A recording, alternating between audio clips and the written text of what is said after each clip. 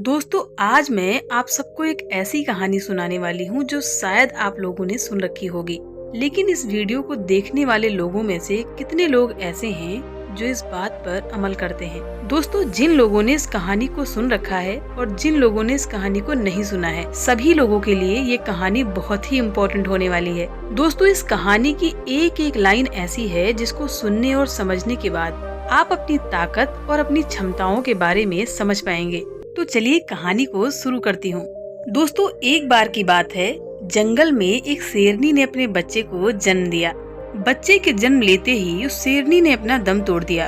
इतने में बहुत सारी भेड़ें उधर से गुजर रही थी। वो शेर का छोटा सा बच्चा, जिसने अभी अभी दुनिया में एक कदम ही रखा था, वो उन्हीं भेड़ों के झुंड में मिलकर उन्हीं के साथ चला गया। शेर का वो छोटा सा बच्चा अब भेड़ों के साथ पलने लगा। उनके साथ रहते रहते वो खुद को भी एक भेड़ समझने लगा। उसने कभी भी मांस नहीं खाया। भेड़ों के साथ रहकर वो घास खाने लगा था। उसे कभी इस बात का एहसास ही नहीं हुआ कि एक शेर कैसे रहता है और किस प्रकार शेर अपनी जिंदगी गुजारता है।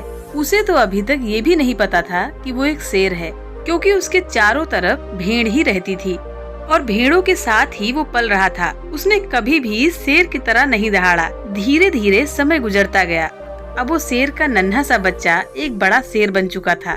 वो भेड़ों की झुंड में अलग ही दिखता था, लेकिन भेड़ों के साथ रहकर उसको भेड़ों की आदत हो गई थी। एक दिन एक बूढ़े शेर ने उन भेड़ों की झुंड पर हमला कर दिया। जब उस बूढ़े शेर ने भेड़ों की झुंड में एक शेर को देखा, तब वो हैरान रह गया। उसे अपनी आंखों पर विश्वास नहीं हो रहा था।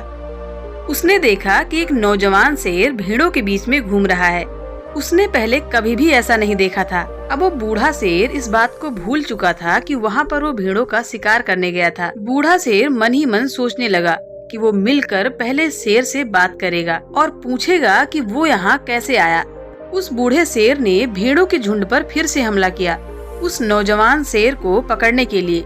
लेकिन भेड़ों ने जैसे ही शेर को देखा, वो सब वहाँ से अपनी जान बचाकर भागने लगी। उन भेड़ों के साथ वो शेर भी अपनी जान बचाकर भागने लगा। आखिरकार उस बूढ़े शेर ने नौजवान शेर को पकड़ ही लिया। उस बूढ़े शेर ने नौजवान शेर से कहा, अरे बेवकूफ, तू मुझे देखकर भाग क्यों रहा है?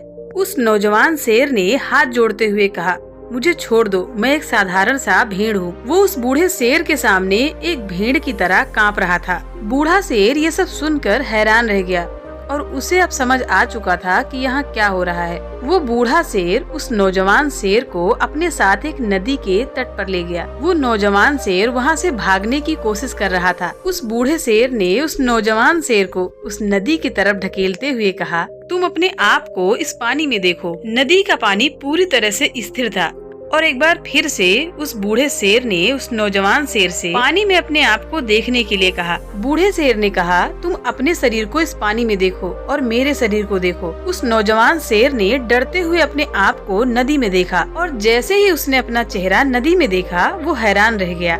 उसने देखा कि वो एक भेड़ की तरह नहीं, बल्कि वो एक शेर की तरह दिखता है। अब वो सच्चाई को जान चुका था कि वो एक भेड़ नहीं, वो एक शेर है। और फिर उसने शेर की तरह एक दहाड़ लगाई। उसकी दहाड़ सुनकर पूरा जंगल कांप उठा। उसने अपने आप को पहचान लिया था। अब वो अपनी शक्तियों को जान चुका था और तभी उसने अपने आप में एक ऐसी ऊर्जा महसूस की जो उसने आज से पहले कभी नहीं की थी। अब वो नौजवान शेर इस बात को समझ चुका था कि जिस जिंदगी को अब तक वो जी रहा था, वो उसकी वास्तविकता नहीं थी और अब वो नौजवान शेर अपने आप को पहचान चुका था। दोस्तों, इस कहानी से बहुत ही डीप मैसेज निकलकर सामने आता है। अपने अंदर से उस कमजोरी को बाहर निकालो जो आपके अंदर झूठ बोल बोल कर बैठा दी गई है। आप भी एक शेर की तरह हो जो भेड़ों के बीच फंस चुके हो। आपके आसपास जितने भी लोग हैं, वो आपको इस बात का एहसास दिलाते हैं कि आप अपनी जिंदगी में कुछ नहीं कर सकते हो, क्योंकि कहीं न कहीं आप भी उन्हीं लोगों के बीच में रह रहकर उन्हीं की तरह बनने की कोशिश कर रहे हैं। आपको इस भीड़ से बाहर निकलना है और अपनी क्षमताओं को पहचानना है और अपनी अलग एक पहचान बनाना है। और जिस दिन आपने अपनी क्षमताओं को पहचान लिया, उस दिन कोई भी आपको उस शेर की तरह दहाड़ने से नहीं रोक पाएगा। दोस्तों, अगर आप सभी को ये कहानी अच्छी लगी हो तो प्लीज वीडियो को लाइक जरूर करें।